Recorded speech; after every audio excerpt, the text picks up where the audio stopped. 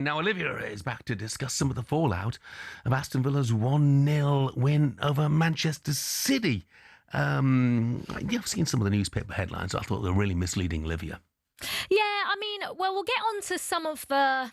Maybe it's not all rosy. It's not all rosy at Villa, right? Or especially in that game. However, this is the third time that Unai Emery has faced Manchester City at home since joining the club, and he's won all three. So just first of all, let's hear from Unai Emery speaking about those 3 wins. Yes, he's the best coach. He's the best coach in the world.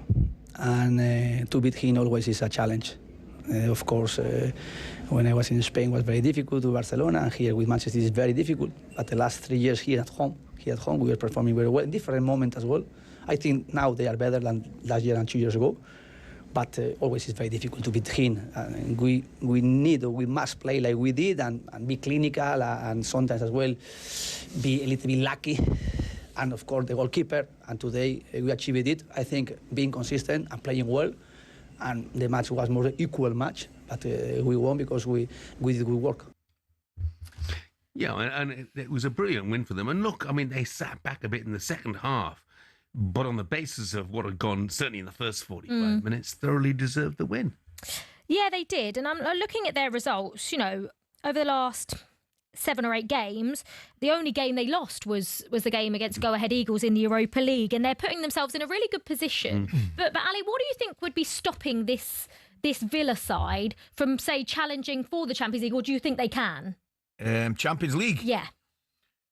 And a one-off, well, the bottom line is I don't think they're as good as they are, and you enjoy watching Villa. I don't think they are of a standard of a PSG when they're playing well. Yeah. Or even... But being honest, could they beat Arsenal in a one-off game? Yes, they could. No, I'm saying finishing in the Champions League places. Sorry, yeah.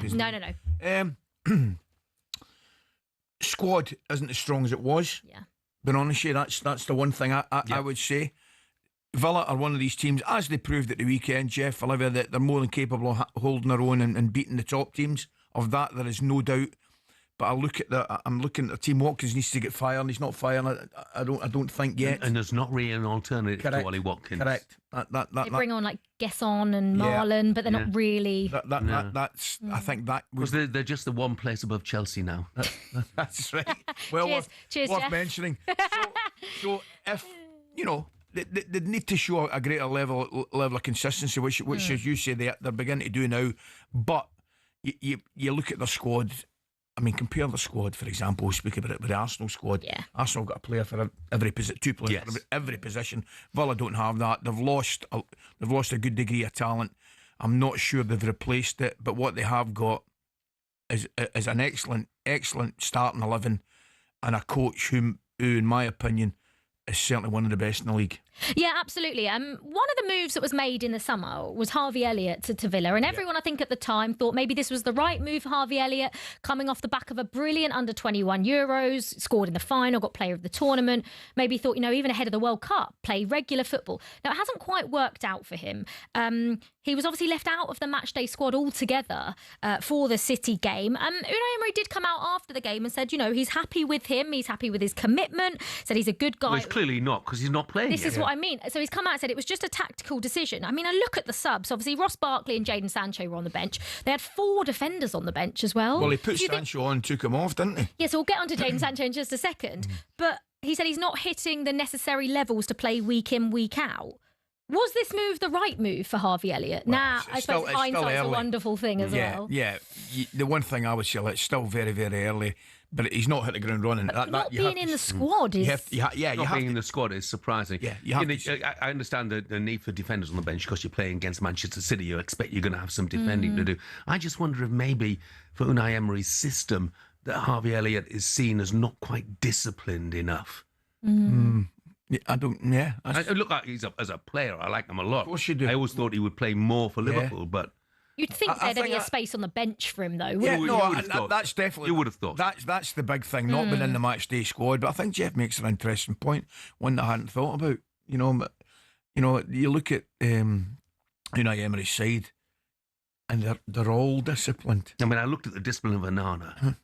And I'm sorry to keep going on about No, he was terrific. But he was literally head and shoulders above everybody. I think he's an excellent player. I've got to say, I saw a lot of Villa, particularly last season. I think he's an excellent player. I really do. But his performance was so disciplined. And Harvey Elliott plays a different role. Of course, I'm well aware of that. But I don't know. Yeah, it's been disappointing for him so far. Yeah. But But isn't it amazing? I mean, you can go up and down the league, and there have been a lot of top signings not hit the ground running. You know what I mean? There's been a lot of them. Yeah, he's not the only one. You look at some of the boys at City, you know, and some, Liverpool, obviously. absolutely, and they've not hit the ground running. So yeah, I think I do take your point, but not being in the squad would be the biggest surprise for me. Yeah. And you're talking about, Liverpool signings. Maybe Liverpool could have done with Harvey Elliott staying at the club. Well, it's funny.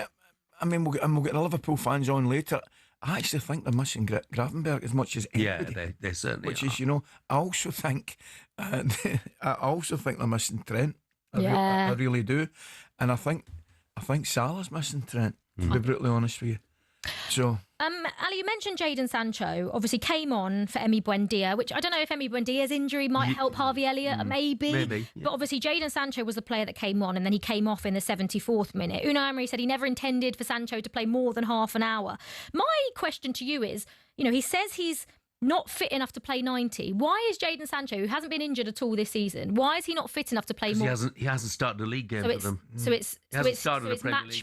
It's match fitness, and also he played 60 odd minutes on Thursday night in Europe. Yeah. So to ask that of him, and I thought some of the papers were unfair to him this morning because actually Jadon Sancho, when he was on the pitch, I thought he did pretty well. Yeah, So did I pretty agree. well. So did I. And of course he was disappointed to be taken off. He probably knew the headlines that were going to appear the next day. I suppose he probably, maybe if he knew that Unai Emery only intended him to play half an hour, he probably knew it was coming. Yeah. If he's come on that early, he probably knew that he was probably going to be taken off. You know what? He's a soft target.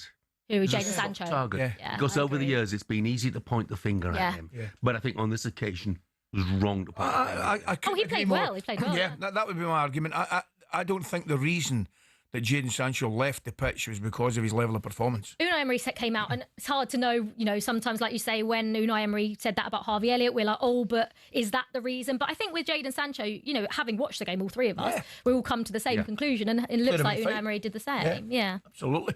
Yeah, brilliant win for Villa as well. Their fans will have absolutely loved it. And after that sticky start this season, they're on a bit of a roll at the moment as well. Thanks, Olivia. Thanks, Olivia. Coming up, we will celebrate the brilliance of Sunderland. Just how high can they finish this season? We'll discuss that next.